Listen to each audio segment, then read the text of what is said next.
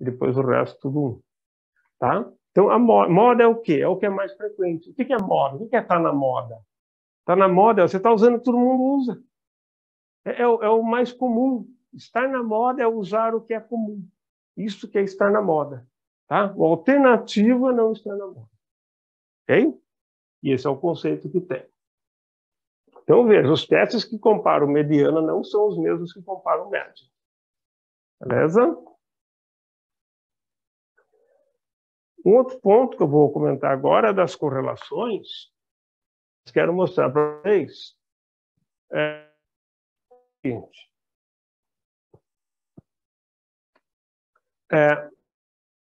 Sempre que você uma nuvem, mas como se fosse aqui, ó, né? Ou um quadrado, eu estou testando a correlação de x com y. E eu fui medindo pares deles e foi dando esses valores aqui, pareando e dando esses valores. Ó, se eu pegar um número de x aqui, que número corresponde de y? Puxa, pode ser esse, pode ser esse, pode ser esse, pode ser um monte. Se eu pegar outro número, também pode ser um monte. Se eu fizer daqui, de y, pegar esse número, pode ser um monte de x. Então não tem correlação. Não é que esse corresponde ao mais alto, o outro ao mais baixo. Não, esse aqui corresponde a um monte. Então aqui não tem correlação. O valor que mede correlação é o R minúsculo, coeficiente de correlação. Tá? Pode ser Spearman, pode ser Spearman e pode ser Pearson. Tá? Spearman é para comparação de dados não paramétricos e Pearson é para comparação de dados paramétricos. Okay? Então, esse R ele vai tender a 0. Por quê? Porque o R ele varia assim, de -1 a +1, com um 0 aqui no meio. Tá? O 1 significa que a correlação é perfeita, é uma reta ou uma curva perfeita. Todos os pontos estão batendo naquela curva. Você não está falando em curva ainda, mas a ideia é essa, porque isso aqui é só um conceito de correlação. Tem uma alta correlação, eu consigo determinar pontualmente quando for 1 ou -1, tanto faz, ou este ou este. Quando é positivo, então essa correlação é assim. Aumenta x, aumenta y. Conforme está aumentando o x, o y está aumentando. Tá? Agora, se ele for menor que 0, tá? Ele vai ser inverso. Quanto maior o x, menor é o y. Quanto menor é o y, tá? Quanto menor é o x, maior é o y. Quanto maior é o x, menor é o y. Tá? Quanto menor é o y, menor é o x. Quanto maior é o y, maior é o y. Agora, você falar assim, isso daqui significa que este movimento está reduzindo, ou seja, está havendo uma redução dos números de y. Eu não estou dizendo que um afeta o outro. Só estou dizendo que são correlacionados. Pode ser porque o x afeta o y, ou porque o y afeta o x, ou porque um afeta o outro, de alguma forma. Mas pode ser que nenhum afeta o outro. Tá? Nenhum afeta o outro. Então, esse é um outro conceito. Quando você vê, se eu pegar um valor que não é tão retinho assim, né? Aqui, ó,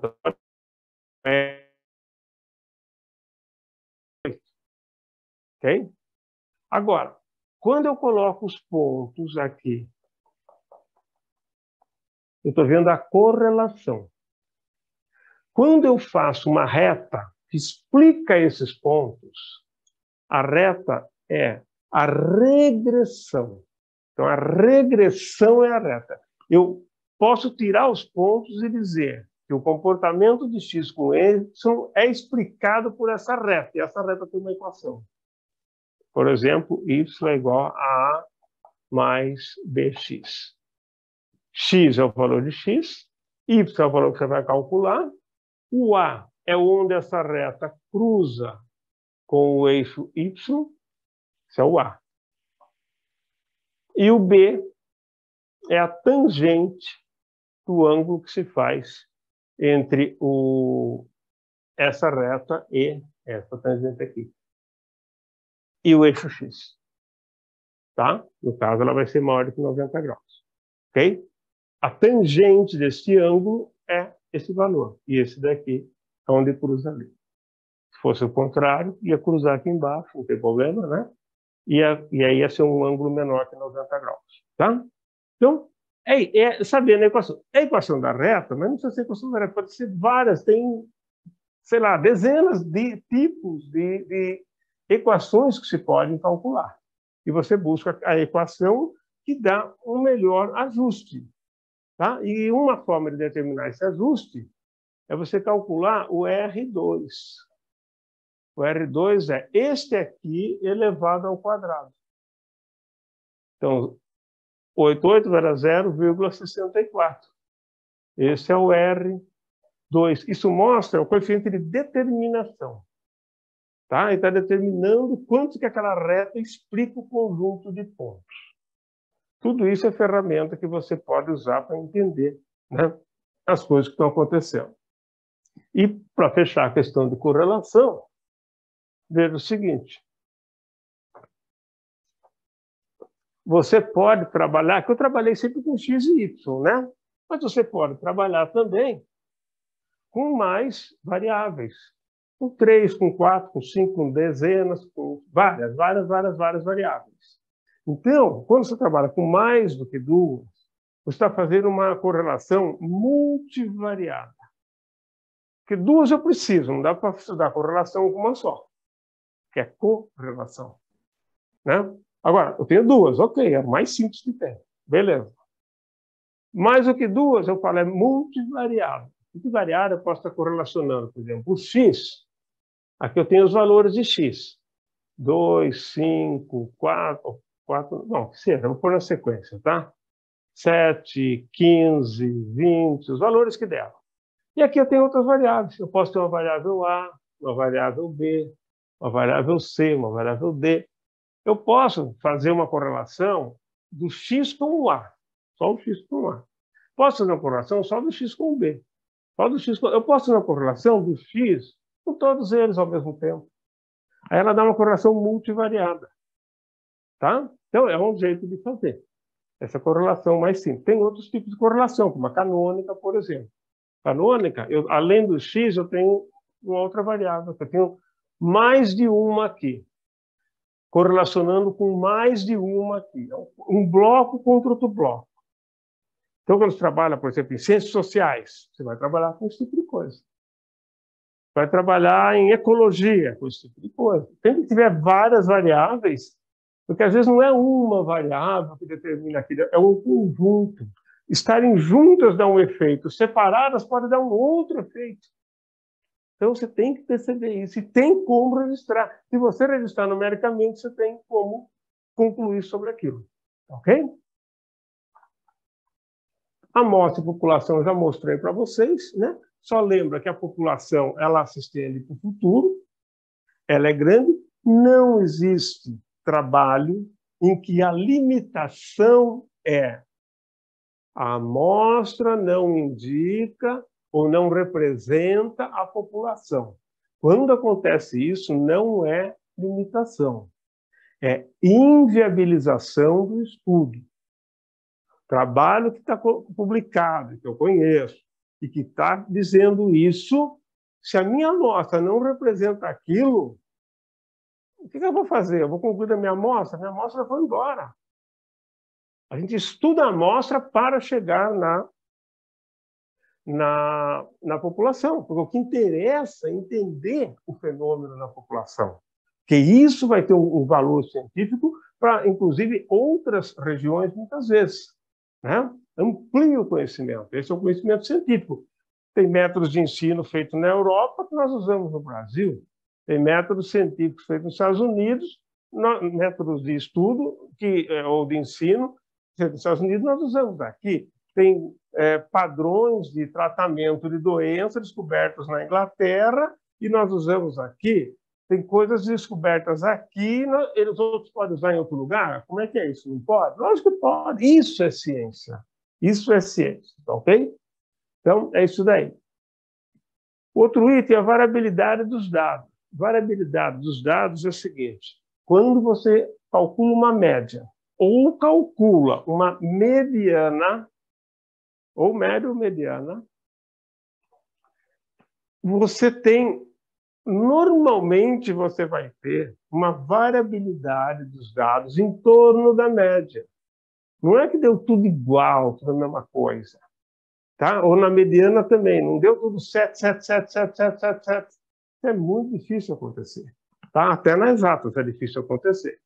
Então, essa variabilidade, né, que permite a gente, por exemplo, fazer teste de correlação. Se não variar os dados, se der uma coisa assim, ó, aqui está o x, aqui está o y, qualquer que seja y, o x é o mesmo. X é uma constante.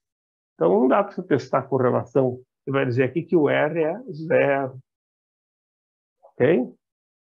Então, você precisa disso. E a variabilidade ela é intrínseca aos fenômenos que nós estudamos, ao comportamento humano, ao comportamento de outros organismos, ao comportamento dos elementos não animados, né? Que seriam indivíduos que não têm vida, certo? Então, você precisa da variabilidade. Ela existe. Ela existe, né? Ela pode ser menor, pode ser maior, tá? Uma variabilidade muito comum e muito usada, quando a estatística é relacionada com média, é um negócio chamado de desvio padrão. Desvio padrão. Tá? O desvio padrão, ele é o quê? Imagina que eu tenho pontos aqui. Estou colocando assim, tá? Vamos imaginar se eu pegar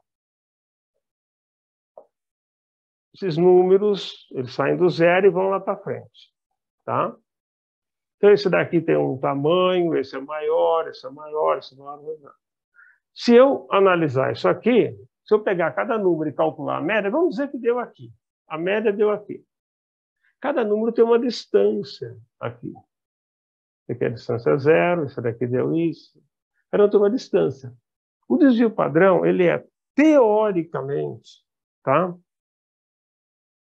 A média dessas distâncias. Não é exatamente a média, porque matematicamente, se você tirar essa média do que está para cima, do que está abaixo da média, isso aqui vai dar 0. Você tem que fazer transformações. Você tem que levar ao quadrado, lá no fim tem que extrair o quadrado, para extrair a raiz quadrada. Isso não dá exatamente a média, mas o princípio é esse. Eu quero saber qual é esse desvio padrão, ou seja, é o desvio que representa a média desses desvios.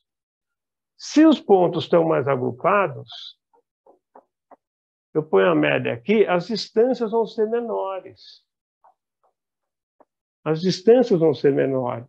Então, aqui o desvio padrão vai ser menor. Aqui o desvio padrão vai ser maior. Então, o desvio padrão, ele é um valor que, quanto mais disperso é, maior é o desvio padrão. Se for muito disperso, né? Você pode comparar o desvio padrão. Mas comparar o desvio padrão, você vai cair no erro. Então, o que a pessoa compara? Compara o que se chama de coeficiente de variação. Que é isso aqui, ó. Vamos dizer que eu tenho uma média de 10. O desvio padrão, ele é sempre assim, para cima e para baixo. Se ele é 2 acima da média e 2 abaixo da média. Se ele é 1,78, é 1,78 para cima e 1,78 para baixo. Então, se a média é 10, eu vou pôr mais ou menos, vamos dizer, 2, que é o desvio padrão. Desvio padrão e aqui a média. Tá? 10 e 2. Então, se eu representar num gráfico, aqui está o 10, aqui está o 2 e aqui está o 2. Igualzinho, tá? Só que o tamanho do 2, ele é relativo à média. Se eu falar, ó, o meu desvio, eu estava medindo pressão arterial, o meu desvio estava dando 4. O outro estava medindo a altura de salto das pessoas e estava dando 3. Estava dando 2, o outro estava dando 3. Tá? Vamos dizer que seja a mesma unidade. Não dá para você comparar um desvio pelo outro. Você tem que comparar o que a gente chama de coeficiente de variação. O que é o coeficiente de variação? Só tem a formulinha no PDF. Tá? O coeficiente de variação é o percentual que o desvio, um dos lados, tanto faz, os dois são iguais. E o 2 representa de 10. O 10 vai ser assim, ó, o 10, que é a média, vai ser 100%. 100%. E o 2, que é o desvio padrão, corresponde a quantos por cento? Esse valor aqui vai ser o coeficiente de variação. Então, para fazer isso aqui, você vai fazer uma multiplicação em x. Você vai fazer, ó, CV vezes 10 igual a 2 vezes 100, igual a 200. Então, CV é igual a 200 dividido por 10. 200 dividido por 10 igual a 20, ele é dado em porcentagem, 20%. Ou seja, esse 2 corresponde a 20% disso. Se a média fosse 100, o mesmo 2 valeria 2%. Então, para você saber comparar se um desvio padrão é alto ou baixo, você tem que ver em relação à média dele. Um desvio padrão de 50 é alto. Numa média de 100, ele é alto. Numa média de 10 mil, o desvio padrão de 50 é pequenininho. Então, você tem que saber esse percentual. E o coeficiente de variação é assim que se calcula, que é muito simples. Tá? Outro ponto são os dados discrepantes. A gente chama de outliers. Outliers são aqueles dados que os dados estão aqui e aparece um dado aqui, ó. Um dado que foge. Né?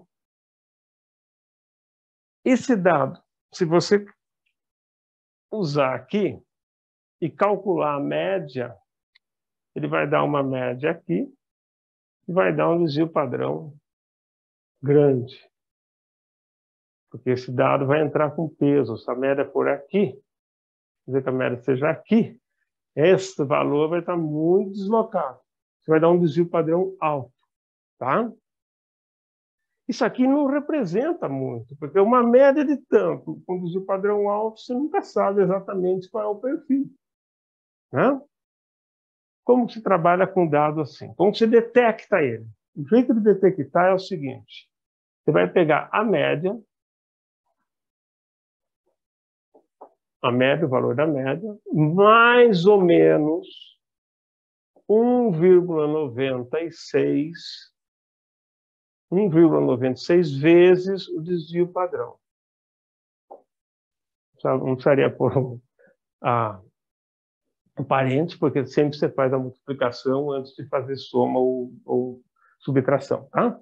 Então, veja, pega o desvio padrão, multiplica, na prática multiplica por 2, mas multiplica por 1,96 e soma com a média e subtrai com a média, vai dar uma faixa.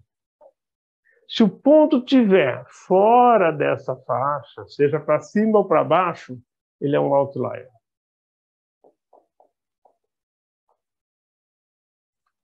Por ser um outlier, a sugestão para o cientista é a seguinte: se você colocar ele na análise, o que significa outlier? Significa que ele é um ponto que é raro. A probabilidade dele ocorrer na população é mínima. Então, a melhor conclusão do cientista é o quê? Tira o outlier, que está fora dessa margem. Se ele estiver dentro, você tem que manter. Você tira ele da análise, faz a análise estatística. Por exemplo, você vai mostrar que vai ter uma média aqui, com desvio padrão pequeno e inclui o outlier na figura, no gráfico, na tabela, diz tem um outlier que vale tanto. Então, o indivíduo vai concluir seu trabalho e falar, o padrão é este, mas pode acontecer com uma probabilidade extremamente baixa, 0,00012, tá? E ter um ponto fora. Só que antes de você fazer as contas, você tem que se perguntar uma coisa. No dia da coleta deste número, teve algum problema técnico que me permite duvidar do número? Se teve, então não é melhor duvidar. Se não teve nada, por isso que é bom ir registrando as coisas que acontecem enquanto coleta os dados. Se não teve nada, então agora você pega, considera um outlier, coloca, não pode tirar do trabalho, você tira da análise. Tá? Conclui. Em média vai ser isso aqui que acontece. O padrão é esse, mas tem 2 pontos mais fora. É isso. E aí resolve. Ok? Muitas coisas que se discute aí é a questão do tamanho amostral. É um outro item, tá? Tamanho amostral é o seguinte, gente. Veja o seguinte. Qual o tamanho da amostra que eu tenho que pegar para poder... para que o meu trabalho represente a população? Pegar só 3, uma população infinita, vai ser difícil, né? E, às vezes, o cientista não tem muito o que fazer. Então, pensa o seguinte. Quanto maior é o desvio padrão, ou melhor, a variabilidade dos dados, quanto maior é o coeficiente de variação, tá? Se fosse mediano, eu trabalharia com quartil ou percentil, que é uma outra medida. Tá? Tem seu jeito de fazer também. Eu falei só esse daí, né? Se você pegar o desvio padrão, vê que o desvio padrão é muito alto, a variabilidade é alta, você tem que aumentar o N. Ah, mas eu já peguei. Não interessa. Se você vê que na literatura eles trabalham com variabilidade menor e a sua está alta, ou a técnica é ruim, a que você está usando, ou a técnica é boa, mas você está operando ela de jeito equivocado, portanto, tem muita variação nos números. E se não é um problema técnico, então pode ser uma amostragem pequena. Então, a amostragem, um dos pontos é você aumentar ela para reduzir variabilidade. Ah, mas eu vou aumentar até quando? Até o momento que você começa a perceber que a variabilidade já não está reduzindo tanto. Ela meio que estabiliza. Ela vai flutuar, mas não como estava no começo. Tá? Então, quando acontece isso, né, você sabe que está com um número razoável para você poder trabalhar.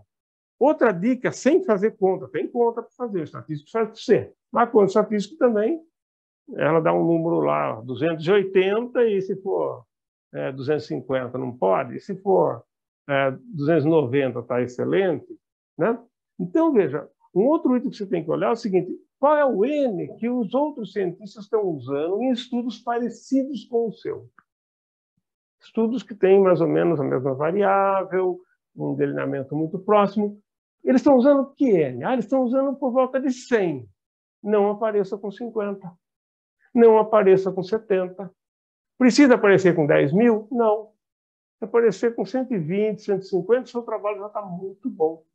Entende? Então, você vai ter que casar essas coisas. Ver a variabilidade, ver o que os outros estão fazendo.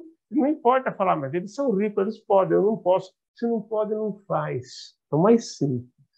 Ou faz bem feito, ou não faz. Lembra disso. Tá? Sobre a paramétrica e não paramétrica, eu já comentei com vocês. Né? Um outro conceito importante é o conceito de dependência entre amostras. Tá? Imagina que você está fazendo um estudo, que você tem uma amostra e que você vai examiná-la ao longo do tempo. Aqui dentro estão os elementos. São os mesmos elementos. Então, eu registro aqui, ali uma semana registro de novo. É óbvio que os valores que você detecta aqui tem, hipoteticamente, uma dependência do anterior. E aqui, hipoteticamente, uma dependência desse. Então, sempre que se pressupõe a existência da dependência, então você necessariamente tem que considerar como variável dependente, ou seja, esta amostra depende da outra, embora seja com os mesmos elementos. Tá? Isso são elementos diferentes. Então, essa daqui geralmente não depende da anterior. Então, esse conceito de dependência é muito importante, porque isso define o tipo de teste que você vai usar também. Tá? Quando você compara os mesmos elementos ao longo do tempo, ok, você vai ter dependência, queira ou não queira, mesmo que não haja dependência, você supõe a dependência. Tá? Porque é esperado que tenha, a menos que mostre que não tem, não sei o quê, mas é muito difícil. Tá. Mas tem situações em que os grupos são independentes, ou seja, indivíduos diferentes. Só que o que um faz interfere no outro. Então, por exemplo, uma situação de competição. Competição, eu ponho recursos escassos e dois grupos, por exemplo, meninos e meninas, e ver quem pega mais doce ou salgado. Olha lá, para ver se tem alguma relação. Aí, o que acontece? Se o primeiro menino pega bastante, já sobrou pouco para os outros, seja menino ou menina. Então, o comportamento desse grupo interfere no do outro. Tá? Se tiver 10 cadeiras para sentar e 10 pessoas, se um sentar com o pezão esticado e deitado em 3 cadeiras, pronto, já vai ficar 2 pessoas até. Certo? Então, a dependência, e isso você tem que explicar para o estatístico. No meu dado, existe dependência entre as amostras. E você, como cientista, tem que saber isso. Ok? Para a escolha de teste, gente, vocês vão ter uma tabela no PDF e o nome dos testes, tá? E lá vocês vão ter, nessa tabela, o seguinte. Primeira grande divisão para entender a tabela é o seguinte. Você vai trabalhar com média ou com mediano? Então, você vai ter que analisar a distribuição, tá? Se é uma distribuição normal, você vai seguir para o lado da média. Se é uma distribuição não normal, é não paramétrica, tá? Não normal vai ser não paramétrica, aqui vai ser paramétrica. Isso é um jeito de olhar. Depois vai lá. Você vai perguntar assim, quantas amostras você vai comparar? Eu vou comparar só 2, uma com a outra. 2, então ok. É o mínimo, né? Vai comparar, tem que ser no mínimo 2. Não, eu vou comparar 3, ou 4, ou 20. Maior do que 2. Aqui também. 2. E aqui, maior do que 2. Agora, a outra pergunta aqui é o número de amostras a comparar. Agora, a outra pergunta é, entre essas amostras, não importa qual, se eu tiver aqui 4 amostras comparando, se em pelo menos 2 houver dependência entre os dados, aquilo que eu acabei de explicar, o dado desta sofre uma influência do outro, porque vem dos mesmos elementos, por exemplo, porque é uma situação de competição, sempre que houver a chance de dependência, então eu tenho que definir. Tem dependência? Ou ele é independente? Tem dependência?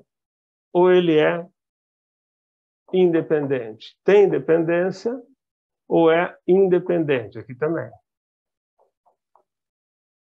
Aqui para baixo. Dependência ou é independente? Isto aqui já te leva a escolher os testes mais comuns, tá? E aí, ó, 2, você vai usar teste T. Você está comparando médias, paramétrico, teste T. Tem dependência? Teste T dependente. Ou pareável, que é a mesma coisa. Mais do que 2, é independente? Teste T independente. Mais do que 2, você vai usar a nova. Isso tem na tabelinha para vocês. Análise de variância, tá? Vai usar a nova. Aqui, uma nova que contempla dependência, aqui uma nova que não contempla dependência. Aqui a mesma coisa, você vai usar os testes não paramétricos. Aqui você vai usar, deixa eu ver se está na mesma sequência. Não, sim, tá. Ó, menu Whitney, então não, né? Menu Whitney, aqui você vai usar o Coxon, né? Will Coxon, tá? Aqui você vai usar com mais de duas. Você vai fazer a nova, mais uma, ela se chama Kruskal-Wallis e a outra Friedman. O Friedman é quando tem dependência. E o Kruskal-Wallis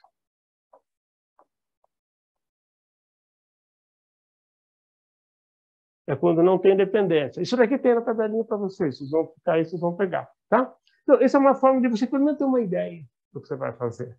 Pode ter um programa de estatística se você não sabe o que fazer, aqui, ok?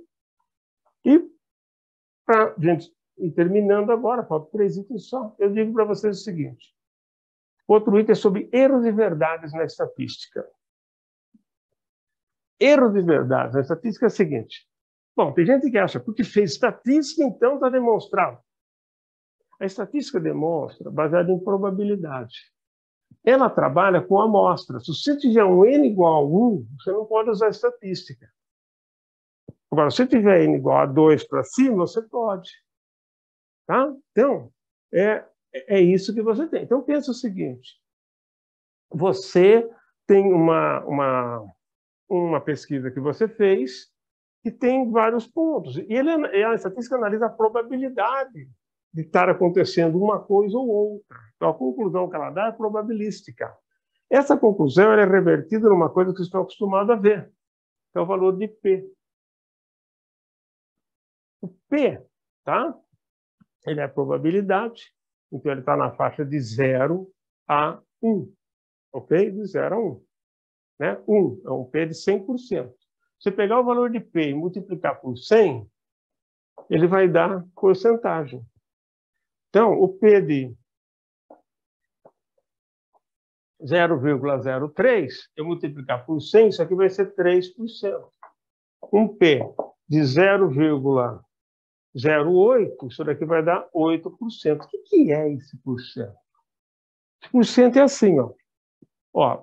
Deu uma diferença com P de 0,03. Então, eu vou dizer o seguinte, olha, se eu repetir esse estudo 100 vezes, tá? É esperado que em 3 vezes não dê essa resposta. E em 97 dê essa resposta. Se eu usar um P de 0,08, 8%. Se eu repetir 100 vezes, em 8 casos não deve dar essa resposta, mas em 92 deve.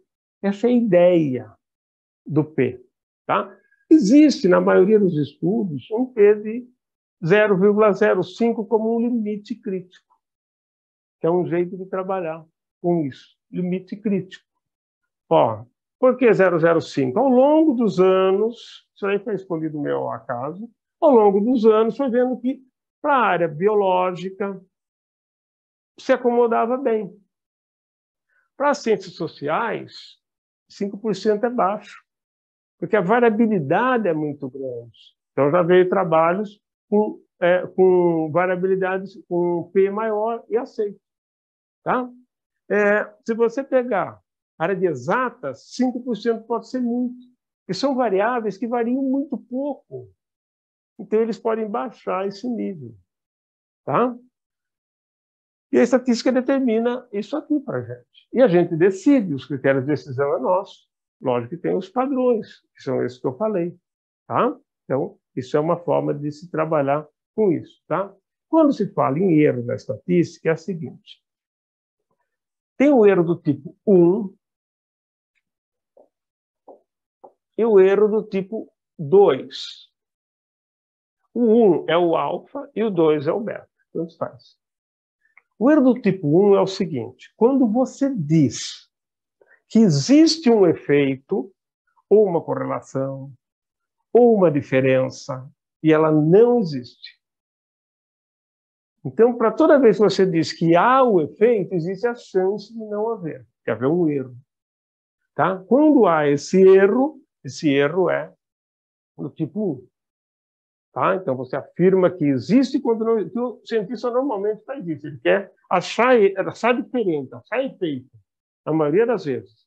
Agora, se ele estiver pesquisando efeito colateral de uma droga, ele prefere achar que não existe o efeito, né? Então, depende da pesquisa, não é um padrão. Mas, assim, na maioria das vezes, ele busca efeitos. E a hora que ele busca efeitos, a vontade dele é tão grande, né? E ele acaba jogando as análises para um lado que facilita o erro do tipo 1. Ou seja, ele aceitar algo que não existe. E o erro do tipo 2, ao contrário. Dizer que algo não existe quando ele existe. Dizer que, né, aquilo não existe quando ele existe. Ok? Então, esses são os dois tipos de erro. E a estatística convive com isso, porque não dá para ter certeza absoluta. Não dá. Pode usar o tamanho do computador que for. Não dá. Ok? A menos que você pegue uma população e fale, eu quero estudar esses indivíduos. Mas isso não faz ciência. O dia que esses indivíduos desaparecerem da Terra, acabou o trabalho. Pode despublicar. Ciência é feita para ser usada em situações novas, imaginando que aquilo pode estar continuando a acontecer. E quando não acontecer, vai corrigindo a ideia. E assim vai melhorando a explicação das coisas que nós temos no mundo. Certo?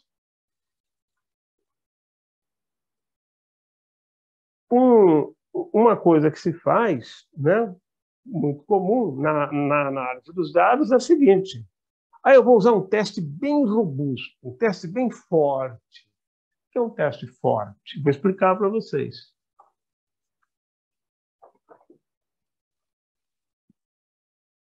Ó, teste forte é isso aqui, ó.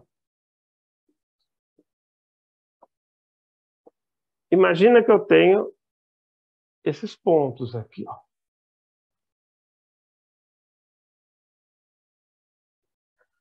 Isso daqui são os efeitos. Tá? São os efeitos. Se eu usar um teste bem forte, ele vai passar o sarrafo aqui, ó. Às vezes até aqui. De tão forte que ele é, você não vê nada. Você diz que não existe. Você está caindo, você está dizendo que não existe uma coisa que existe. Está caindo no erro do tipo 2. Aqui, você está dizendo que esses não são efeitos. Efeito é só este. Tá? Se eu usar agora um teste aqui, um pouco mais fraco que esse. Ele é fraco, mas não significa que ele está errado. Certo? Ah, esses dois são efeitos. Puxa, mas esse aqui não é. E agora? Se eu usar um teste bem complacente, tudo, qualquer coisinha vai aparecer como efeito. E às vezes o cientista pode escolher o teste que ele usa. Por isso que é importante sempre dizer tudo que você usou e por que usou. Para que a sua conclusão fique respaldada dentro do seu argumento, das suas informações. E aí você consegue uma melhor aproximação. Tá? Então, veja, se apertar demais, provavelmente fica ruim. Ah, mas eu tenho certeza que esse existe. Sim, é bem provável que exista. O P deve estar lá embaixo. Só que está errado, aqui pode ser que esteja errado. Né? Então nem sempre isso daqui resolve todo o problema. E nem sempre esse aqui resolve todo o problema. Então é aquela história. Por isso que é gostoso fazer estatística e fazer ciência. A gente está trabalhando, nós estamos andando no lodo. De repente afunda, de repente vem para cima. Então, esse é o ambiente do cientista. Eu vejo muita gente que não suporta esse ambiente e está fazendo pós-graduação, querendo ser cientista. Ou seja, a mesma coisa que eu queria voar, bater no asa. Vai ter jeito, deixa a ave voar, eu não vou. Não é toda ave que voa, mas a maioria voa. Ficou claro essa ideia aqui sobre a robustez do teste? Não adianta apertar muito de um lado que estoura do outro. Tá certo? Um outro jeito de você analisar também a diferença estatística é você não colocar o P crítico. Você só diz o seguinte, olha, P é o seguinte, Existe uma diferença com P de 0,07. A comunidade pode aceitar ou não. Existe uma diferença com P de 0,04. É 4%, o outro era 7%. E dependendo da área, as pessoas podem aceitar um P mais alto ou não. Na década de 90, isso começou a ficar muito comum, né? Porque fazia sentido. Nós estávamos conseguindo calcular o P. Antes disso, a gente não conseguia calcular o P. A gente usava um P crítico, acabou e era o que dava para fazer. Não tinha nem computador, mandava. Quando precisava de um computador, tinha que mandar para Brasília para fazer análise estatística e devolver para a gente. Era o único lugar no Brasil que fazia os testes, né? Pelo menos alguns testes. Então, mas era praticamente não existia, não é? Então, essa é a história. Um outro jeito de analisar também a diferença, se é diferente ou se é igual, às vezes o teste dá um limite. Ele calcula limite superior e limite inferior. Esse é o resultado do teste estatístico. Limite superior, limite inferior. Toda vez que esse limite inclui o zero, você diz que não há diferença, não há efeito. Toda vez que o zero estiver fora desse limite, você vai dizer que existe efeito. Então, veja, esse limite pode ir de menos alguma coisa até mais alguma coisa. E o zero está por aqui. Então, se o limite que ele dá, o superior é 2,5, o inferior é 0,5 positivo. Os dois são positivos. Então, vai estar aqui. Inclui o zero? Não. Então, tem diferença estatística. Ou então, dois negativos, por exemplo, menos 1 e menos 2. O limite deu de menos 2 até menos 1. Aqui, ele inclui o zero? Não. Então, deu diferença estatística. É um outro jeito de usar. Tem testes que mostram assim. Teste de Goodman, por exemplo, mostra desse jeito. A maioria mostra com o valor do P. Aqui você não vai, aqui você consegue calcular o P, porque o P te ajuda a definir esse limite. Tá? Você tem que usar um valor lá e esse valor depende do P que você estabelece, né? Mas o jeito de ler o resultado estatístico é dessa outra forma aqui, não é da forma de comparar o crítico e o calculado. O calculado passou o crítico, tem diferença. O calculado não passou o crítico, não tem diferença. Tá? Essas são as formas. Né? Isso tudo está escrito lá para vocês. Tá? E para finalizar, eu não vou falar aqui na lousa, eu vou voltar para cá, né? Mudar a câmera aqui. E aí eu já explico e daí eu já começo a responder algumas perguntas de vocês. Ok?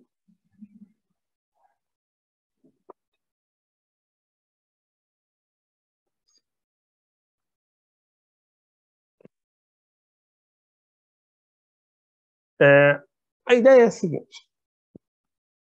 Você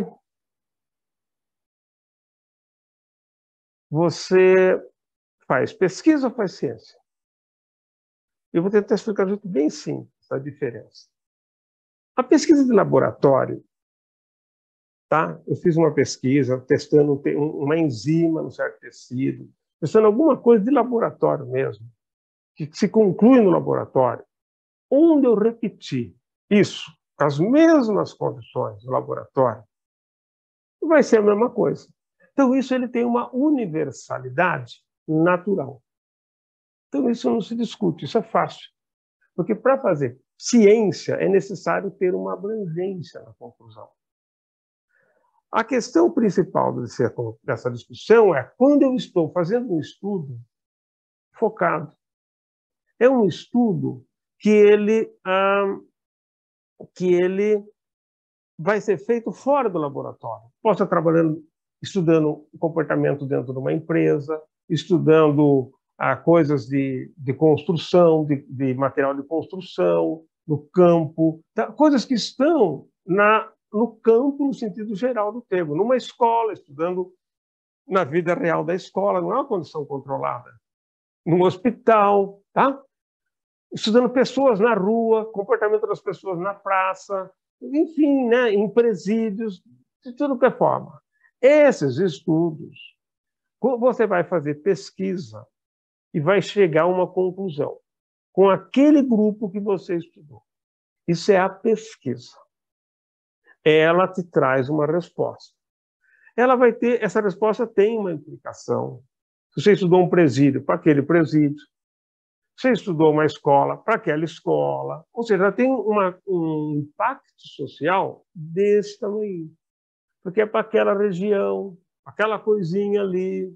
Eu posso estudar uma mata do Cerrado, aqui em Botucatu. Cerrado é um tipo de mata, né? Eu estudo, é um bioma, né, na verdade, e eu estudo isso daí aqui em Botucatu. Mas será que vale para Cerrado em outros lugares? Ah, não, vale para cá. Para cá teve um impacto social. Aquela pesquisa pode me trazer resposta importante para aquela região. Ok, isso é pesquisa. A ciência é quando o indivíduo descobre, tá? Ele descobre qual é o princípio daquela resposta e, pelo que ele conhece da literatura, inclusive, ele consegue mostrar que aquilo que ele percebeu, que é geral, naquela pesquisa, que aquilo dá para extrapolar para outros lugares. Não que vai acontecer igualzinho, mas aquilo é extrapolável para outros lugares. Essa ideia é publicada na ciência. E isso pode ser usado em outro continente, em outras situações, tá? Ah, mas pode assim? Você vai ter que ter a capacidade de extrair daquilo ali o que tem essa capacidade de ser usado em outros lugares. Mas não é um uso assim direto. Por exemplo, método de ensino. Pega o construtivismo. Tá? Não foi feito aqui. Pega o construtivismo, tá? Uma ideia, Piaget, por exemplo. Piaget não era brasileiro. Pega o Piaget, tá lá, ele fala algumas coisas sobre educação. Ok, eu posso usar algumas coisas do Piaget aqui.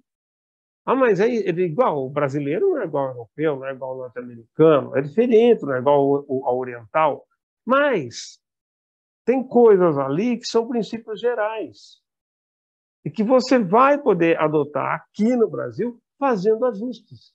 Fazer ajuste a partir de uma ideia pré-montada é fácil.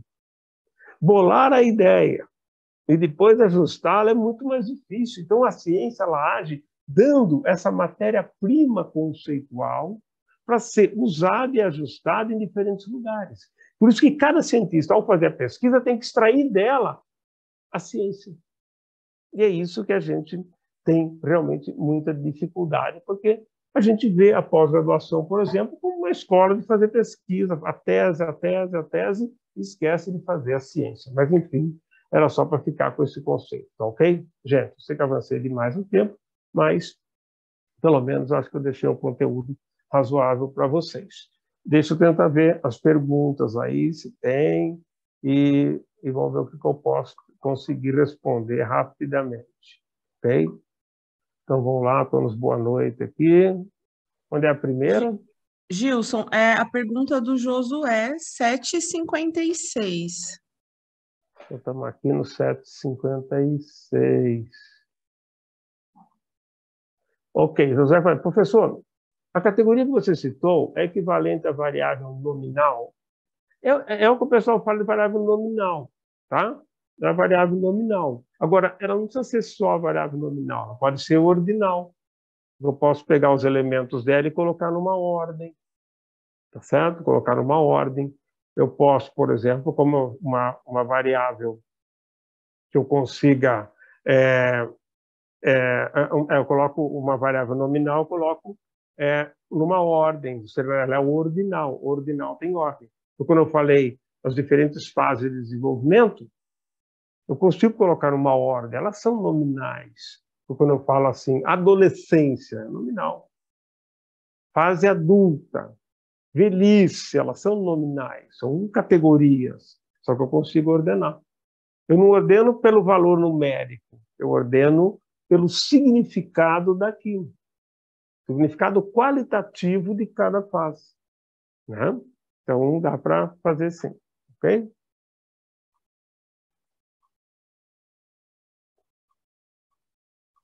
Ok. Onde mais? A variável ordinal será discreta ou contínua? O que eu posso ter é o seguinte, eu posso ter uma variável contínua, por exemplo, crescimento, tá?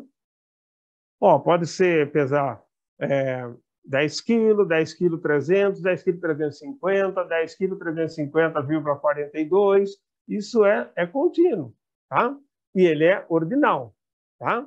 É ordinal. Agora, o ordinal não precisa ser... a discreta também pode ser, né? Ó, número de indivíduos, eu posso ter desde poucos até muitos. E pelos números que eu coleto, eu consigo colocar ordem neles. Esses números são menores, ficam aqui, os médios aqui, os maiores ali. Você consegue dar ordem para aquilo. Então, de certa forma, essa é a ideia. Tá? Os nomes em si não interessa muito, é só entender, né, que tem coisas que são contínuas, coisas que são discretas, isso leva a testes diferentes. Entender que na hora de organizar um gráfico, né, tem coisas que eu não posso, você não pode no gráfico colocar coisas, quando você coloca no eixo X, uma variável que tem os níveis dela, tá? Mas não é ordinal. Ele é nominal, mas não dá para você colocar sequência. Você só colocou eles lá do jeito que você quis. Se você pegar esses valores de cima agora, embaixo era qualitativo só, e agora a resposta, que é o Y, são os valores. Se você fizer linha ligando esses pontos, você está errado. Porque aquela linha ela vai reforçar um movimento. Subiu aqui, desceu, subiu, desceu. Que se eu mudar a ordem embaixo, muda o desenho. E essa ordem de baixo foi escolha do cientista. Ela não tem a ver com o fenômeno natural. Então, eu não devo, nesse caso, usar linhas. Veja que eu estou usando sempre a ciência para decidir sobre as coisas dentro do artigo. Eu nunca uso outro referencial. Pode ser referencial de comunicação, né, que é inevitável, e de ciência. Não é uma questão de, a minha área é assim, não. Certo? Tem que ter motivo. A pergunta da Cíntia. Professor, quando eu faço análise de correlação, por que eu não posso afirmar que determinada variável é a causa? É o seguinte, veja bem, se eu estudar número de igrejas em diferentes cidades, Botucatu tem tantas igrejas, outra cidade tem tanto, e o número varia. Então, a variável, o número de igrejas por cidade, varia. Tá? Número de igrejas eu vou jogar contra número de presos na cidade. Pessoas que estão condenadas, né, e estão presas em presídios na cidade. Eu vou encontrar uma correlação entre elas. Uma correlação positiva. Quanto mais igreja tem a cidade, mais presidiários tem na cidade. Disso você conclui que as igrejas estão prendendo gente ou que os presos estão atraindo igreja. O que está acontecendo? Você sabe que não é isso. Há momentos em que existe uma associação porque tem uma variável por trás que determina as duas. Então, quando a gente fala em interferência, porque se eu mexer numa, ela mexe na outra, ela está atuando sobre a outra. Mas no caso da igreja e do presidiário, se eu extinguir as igrejas, provavelmente eu não vou extinguir os presidiários. Se eu extinguir os presidiários, provavelmente eu não vou extinguir a religião. Tá? Então, por quê? E por que elas estão correlacionadas? Porque tem uma por trás que determina as duas. Qual que é? Tamanho da cidade. Cidade grande vai ter muitas igrejas e vai ter muita gente presa. Cidade pequena vai ter menos pessoas presas e menos igreja, porque não tem muita gente. Então, uma variável que determina as duas, mas as duas uma não determina a outra. Por isso que existe a associação que não tem interferência. E existe a associação em que há interferência. Tá? Para testar se tem causa e efeito, tem 3 critérios. Aquela pergunta aqui. O primeiro critério é o seguinte. Pelo tipo de variável, dá para supor que é razoável pensar que seja interferência? É. Tem gráfico que você faz, você olha o gráfico, você vê a correlação. Se eu falar, mas desse gráfico aqui, eu comparei número de cegonhas na região, com o nascimento de criança. Você vai falar para mim, então não tem associação. Percebe? Por outro lado, se eu mostrar o mesmo gráfico e falar, aqui é número de pares de cegonha, e aqui, no outro lugar, é número de nascimento de cegonha. Você vai falar, então foi os pares de cegonha que produziram aquela cegonhinha, tem uma relação de interferência. Então, esse é um critério, é o nome da variável, é o quanto se conhece da variável. Segundo critério, se você consegue apresentar um mecanismo, como que isso aqui poderia estar causando aquilo. Eu vi que tem associação e agora eu mostro com dados da literatura, por exemplo, ou do meu estudo, que existe uma possibilidade de mecanismo aqui. Aí isso reforça a ideia de interferência. E a terceira, que é a difícil de acontecer, em algumas áreas é padrão, mas na maioria das áreas é difícil acontecer, é quando você pega, você analisa, viu que tem correlação, só que uma das variáveis você conseguiu manipular. Você mexe nessa variável. E, de preferência, você mexe aleatoriamente e vê que a outra acompanha. Se você mexer numa aleatoriamente e a outra acompanhar, você pode jurar que essa está interferindo naquela. Esses são os 3 critérios que existem. Tá? Isso são os pontos fortes aí. Felipe pergunta, a correlação só indica um comportamento matemático entre as variáveis? Isso, embora seja um forte indicativo científico, não pode ser tratado como prova cabal é o que eu acabei de discutir. Então, está dentro disso daí. Né? Correlação de cocausalidade, sim. Mas tem uma coisa certa. Quando há uma causalidade entre 2 variáveis, esta causa aquela, você vai encontrar, na vasta maioria das vezes, você vai encontrar correlação entre elas. Você pode não encontrar correlação se tiver outras variáveis em volta que camuflem o efeito. Tá? Então, quando há correlação, você deve pesquisar a possibilidade de interferência. Se não há correlação, a principal aposta é que talvez não haja interferência. Se você estudar 2, aí você vai dizer não há interferência. Tanto é que quando eu desconfio que uma variável pode ter interferido, uma variável não desejável, pode ter interferido no meu estudo, eu vejo se o resultado está associado com ela. Se tiver, eu tenho que fazer o estudo de novo. Se não tiver, eu falo, então não foi ela que causou aquilo. É esse o raciocínio. Né? Daí eu respondi para o Felipe. Onde mais? Uma amostra de conveniência seria uma limitação do estudo? Depende de como você define essa amostra de conveniência. Tá? Se eu, com aquela amostragem, eu ainda conseguir falar sobre o todo, tudo bem. Se eu não conseguir falar sobre o todo, então, realmente, é uma inviabilização do estudo. Né? Eu posso ter alguns elementos de conveniência, alguns elementos realmente má. Ele diz, vou trabalhar com essa turminha aqui de volta. Sim, mas essa turminha é muito restrita. Você tem que tentar imaginar, dessa amostra que eu consegui, qual deve ser a população. Qual o perfil deles? O perfil deles é este. Eu estou representando uma população que tenha essas mesmas coisas. Se isso for uma ideia válida dentro da sua área, dá para se sair por aí, tá? Para tentar contornar um pouco. Do resto, é besteira. Na área de saúde, eles ficam colocando lá, eu trabalhei assim com como é o mesmo que você falou aqui? Com uma amostra de conveniência. Vão inventando esses nomes, mas né, tem que analisar logicamente. Serve ou não serve, tá? E se a amostra de conveniência for uma coisa de muita conveniência, provavelmente não sirva.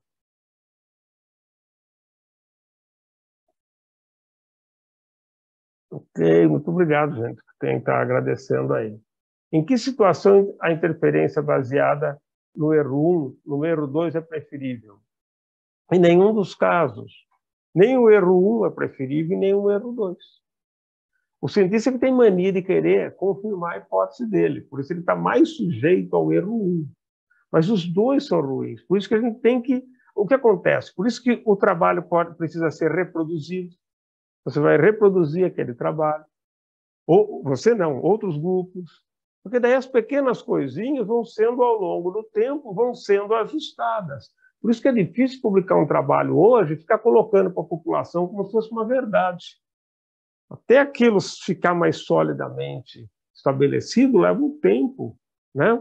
Então, a gente tem que tomar cuidado. Quando é um trabalho muito, né, que pode entrar na sociedade assim, nós temos que tomar muito cuidado.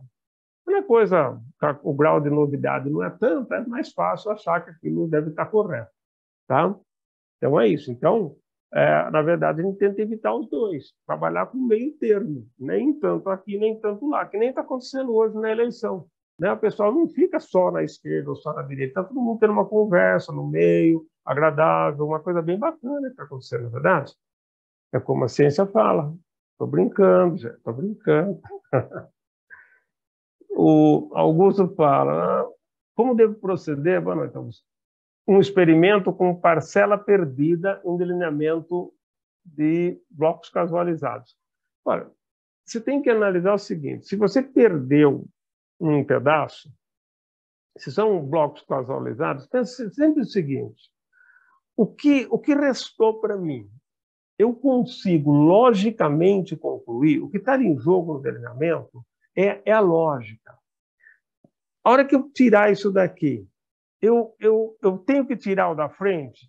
Tenho, então eu tiro. Tirei o da frente, eu perdi alguma coisa que era um referencial importante e perdeu, então não dá para fazer. É sempre essa. Então, o cientista, na hora que ele analisa o que ele tem na mão, que às vezes perde isso, perde aquilo, né?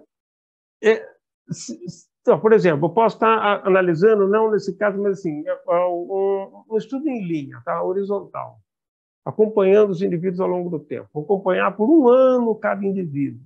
Estou lá estudando 20 indivíduos. Um ano, cada semana vai na revista. Perdeu o dado do meio. Se eu tirar aquele dado do meio, eu corro o risco de perder a linha inteira.